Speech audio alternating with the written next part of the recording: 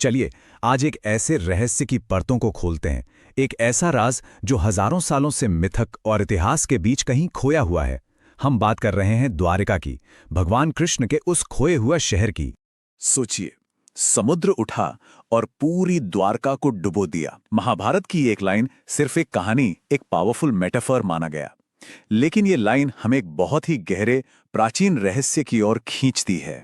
और यही तो वो सवाल है ना, कि सदियों तक जिसे सिर्फ एक कहानी माना गया, क्या हो अगर वो सच हो? क्या सच में एक पूरा का पूरा शहर, एक शानदार शहर लहरों के नीचे समा गया था? अगर ऐसा हुआ तो सोचिए ये हमारे इतिहास के बारे में क्या बताता है। चलिए इसी गुत्थी को सुलझाने की कोशिश करते हैं।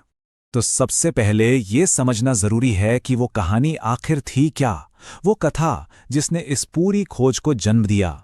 ये एक ऐसे शहर की कहानी है जो कह सकते हैं कल्पना से भी ज्यादा भव्य था। तो कहानी कुछ यूं है कि महाभारत और पुराणों के मुताबिक भगवान कृष्ण ने कंस को हराने के बाद मथुरा छोड़ दिया।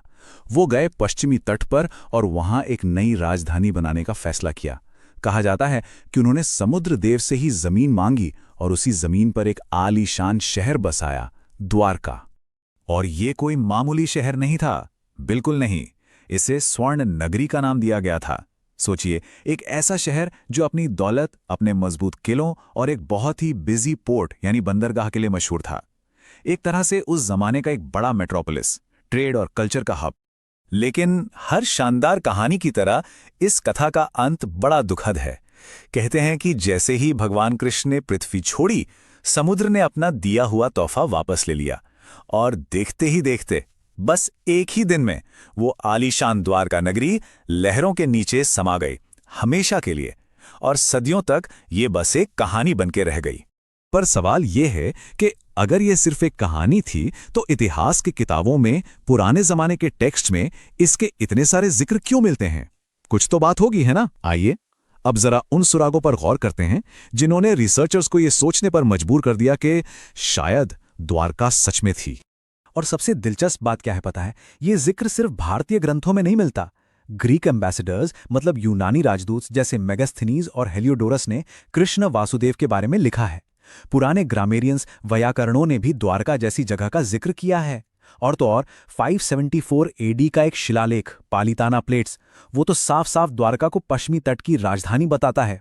और ये जो हेलियोडोरस स्तंभ है ना, ये बहुत ज्यादा इंपॉर्टेंट है। सोचिए, 113 बीसी में एक यूनानी राजदूत इसे बनवाता है और खुद को वासुदेव का भक्त कहता है।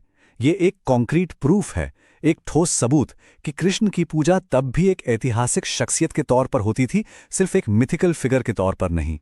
तो अब इन सारे ऐतिहासिक सुरागों को एक साथ रखकर 20वीं सदी में एक बहुत बड़ी, एक बहुत ही साहसिक खोज शुरू हुई। एक ऐसी खोज जो इस मिथक को हकीकत में बदलने वाली थी। इस खोज की तुलना अक्सर हेनरिक श्लिमन की ट्रॉय की खोज से की जाती है। ट्रॉय भी तो एक मिथिकल सिटी था जिसे बाद में सच में ढूंढ निकाला गया। तो सवाल अब ये था कि क्या भारतीय आर्कियोलॉजिस्ट्स भी कुछ ऐसा ही कमाल कर सकते हैं? क्या वो द्वारका को ढूंढ पाएंगे? और इस मिशन के हीरो थे डॉक्टर एस.आर. राव। वो भारत में मरीन आर्कियोलॉजी मतलब समुद्री पुरातत्व के पायोनियर माने जाते हैं। उनका पैशन, उनका जुनून ही इस पूरी इनक्रेडिबल खोज के पीछे की ड्राइविंग फोर्स था। तो साल था 1983। डॉक्टर राव और उनकी टीम ने नेशनल इंस्टीट्यूट ऑफ ओशनोग्राफी के साथ मिलकर आज के द्वारका, जो गुजरात में है, उसके तटीय पानी में खोजबीन शुरू की। मिशन बिल्कुल क्लियर था, महाभारत में बताई गई उस पुरानी द्वारका के असली सबूत ढूंढना। और फिर उन्हें जो मिला उसने सच में पूरी दुनिया को हैरान कर दिया। ये वो पल था जब हजारों साल पुरानी एक कहानी अचानक सच लगने लगी थी। जी हां, उन्हें सच में एक डूबे हुए शहर के खंडहर मिले। और कहाँ मिले?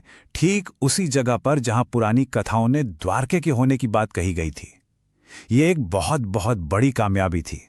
और जो सबूत मिले वो तो कमाल के थे। मतलब ये सिर्फ कुछ टूटे फूटे पत्थर नहीं थे, यहां एक पूरे प्लान्ड सिटी का सबूत मिला। बड़ी बड़ी किले की दीवारें, एक पत्थर से बना जटी और ढेर सारे पत्थर के एंकर्स जो जहाजों में इस्तेमाल होते हैं।